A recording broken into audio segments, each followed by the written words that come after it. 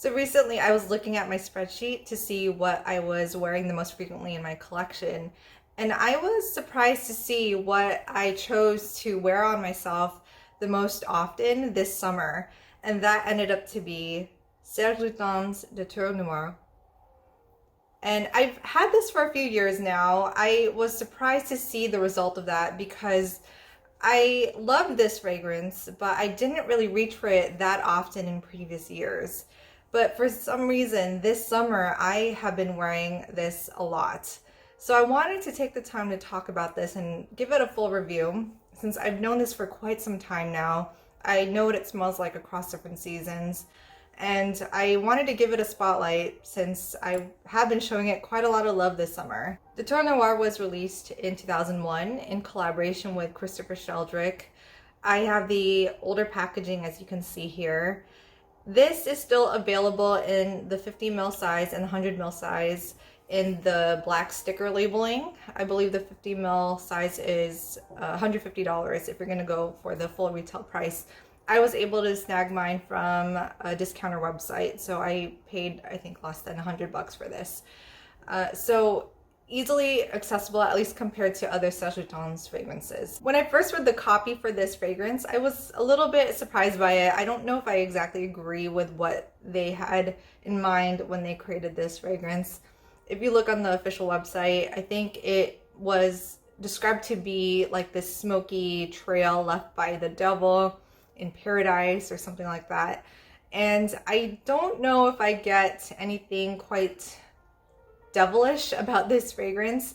If anything, it's more of like a mischievous devil who's doing passive aggressive things on the beach maybe. I don't think there's anything that dark about this, and it's not overly aggressive to me. Now onto what it smells like to me. Overall, I would describe it to be a coconutty tuberose, but it's a little bit different from other fragrances that kind of fit that category. So when it opens, at first, I remember when I first tried this out, I thought it was going to be a gourmand because it opened with this almondy, fizzy, almost like a cola type of opening. And it did remind me a little bit of Hypnotic Poison because that is a note, the bitter almond is a note that is present in that fragrance. And I kind of do get a root beer float type of vibe from Hypnotic Poison. But with this fragrance, it's not so much like a root beer. It kind of smelled a little bit like cola. And that is an accord or a vibe that I do get sometimes from myrrh, which I believe is one of the notes in this fragrance. So at first, I thought it was going to be a gourmand, especially with the almondy nuances in the beginning. But as it develops, after a few minutes of it drying down, it definitely turns into more of a white floral. And I'm not familiar with what Datura smells like. I don't think I've ever come across that flower in real life or smelled it. So I can't really say if it's a realistic take on it. But to me, I get a lot of tuberose. The tuberose is very different from other tuberoses I've tried in other notable fragrances. It's not as camphorous as, say, Tuberose Criminelle, which is the other famous tuberose from this house. I wouldn't even say it's like Cardinal Flower from Frederic Malle. That tends to be a bit more heady. With this fragrance, the tuberose is very sweet. It's almost like it's sweetened by this dried, stone fruity type of smell. Almost like dried peaches, or maybe not peaches, but maybe dried apricots. I believe osmanthus is one of the notes that's listed in this fragrance, but I don't necessarily think that this is a good representation of the osmanthus note. But it kind of has that sweetness that might remind someone of the osmanthus flower. The reason why I pictured this so-called devil to be on the beach is because this is quite a beachy fragrance. A lot of that has to do with the coconut that's in this. During the summertime, the coconut really takes over, and it's what gives the tuberose this creaminess. I really love that part of this development. If you like coconut, this might appeal to you, but if you really cannot stand that note, I suspect that this might be nauseating to you because there is quite a bit of it, especially if you were to wear it in the hot weather. The coconut does start off very creamy, but it kind of develops into a more powdery type of smell hours later. but it's still definitely there. I definitely get a lot of tropical vibes from this when I wear it. And the tuberose is definitely present all throughout.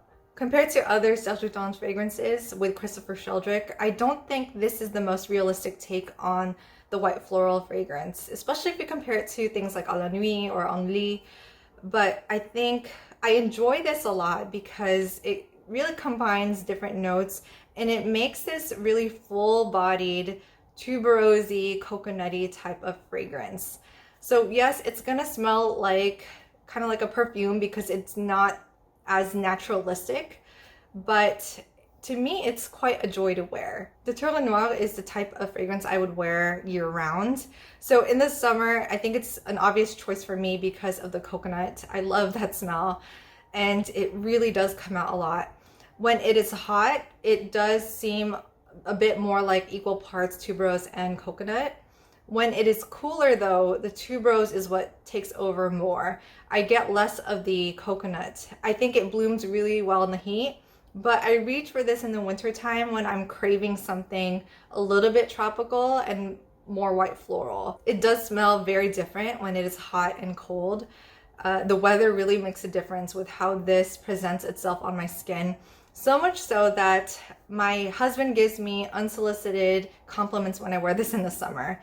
He is a fan of how coconut smells like on me, so he enjoys smelling this. But when it is winter time, he just says it's okay. He doesn't like it as much. And I think it's because that aspect, the coconutty aspect, does not come out as much. No matter what season it is, it does perform quite well on me. As I'd mentioned in other videos, fragrances do tend to last a long time on me. This follows me throughout the entire day, at least 8-9 hours. During the summertime, I do notice the sillage is a lot more noticeable. It leaves quite a massive trail when it is quite hot, and my husband is able to smell it after I even leave a room. During the winter, it's still quite prominent on me, maybe not as much as the summertime, but it doesn't fall flat and it doesn't get lost in the cold air. So that's why I have no problems with putting this on in the wintertime as well. So yeah, this is my most worn fragrance this summer. I believe I wore it at least 10 times. And I recommend trying it out if you love coconut. If you're looking for a tuberosy scent to wear in the summertime or really year-round, I think it's a great option. And I really enjoy it every single time I put it on. So let me know in the comments below if this is a fragrance that you enjoy, or if you haven't tried this out, let me know what your favorite coconutty fragrance is in the comments. I'd love to know. So I'll see you guys next time. Thank you very much for watching.